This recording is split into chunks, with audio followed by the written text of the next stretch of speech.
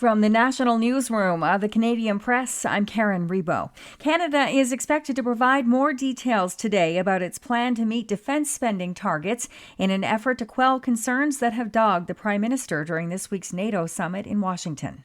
NATO allies have agreed to spend at least the equivalent of 2% of their national gross domestic product on defense, but Canada has long fallen short. A senior government official speaking on background says Canada will provide a timeline to reach the funding goal and more information on its plan Thursday. Trudeau is also expected to continue pushing for allies to provide support for Ukraine as the war-ravaged country has been a rallying point at the summit. Trudeau will also be meeting with the new British Prime Minister and other leaders as the three-day summit comes to a close. Kelly Malone, the Canadian Press, Washington. It's their most serious rebuke yet against Beijing. NATO allies have called China a decisive enabler of Russia's war against Ukraine and expressed concerns over China's no-limit partnership with Russia and its nuclear arsenal. The sternly worded final communique from the NATO leaders' summit makes clear that China is becoming a focus of the Western military alliance. Here's NATO Secretary General Jens Stoltenberg. Which are enabling Russia to build the missiles, to build the bombs, to build the aircraft, to build the weapons they are using to attack Ukraine. NATO's 32 member countries formally declared Ukraine on an irreversible path to membership in the alliance, offering an assurance of protection once its war with Russia ends. Conservative leader Pierre Poilievre is set to address the annual general meeting of the Assembly of First Nations today in Montreal. It'll be his first time attending since he took the helm of the Conservative Party. Canadian Press reporter Alessia Pasifumi tells us what some chiefs hope to hear from the opposition leader. I had recently spoken with Nipissing First Nation Chief Scott McLeod, asking him what he would expect from Pierre Poilievre, given that he was disappointed with his last appearance. And he said that he wants him to come with concrete solutions, what he would do in the role, and not just pointing the finger at what Prime Minister Justin Trudeau is doing badly.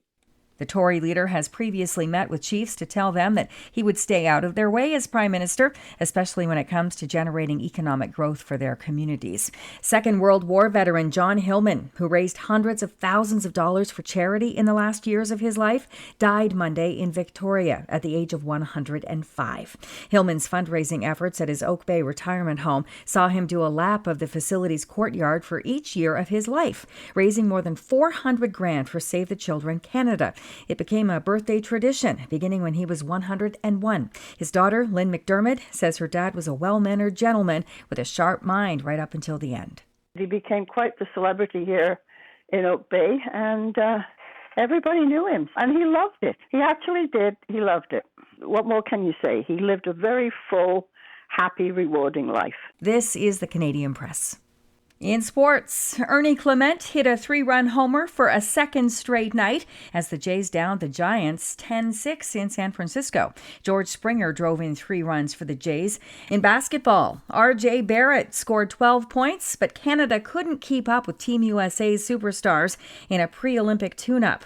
Anthony Davis scored 13 points and Steph Curry poured in another 12 as the Americans won 86-72. In soccer, the Vancouver Whitecaps continued their Canadian championship title defense, downing Pacific FC 1-0 in the opening leg of the semifinals Wednesday night.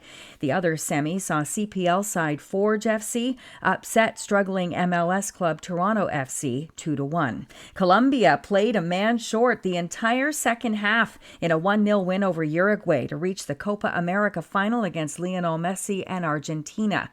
Canada will play Ecuador Saturday for third place. From the Canadian Press, I'm Karen Rebo. Thanks for listening. Don't forget to follow and subscribe. For more of today's top stories, visit thecanadianpressnews.ca.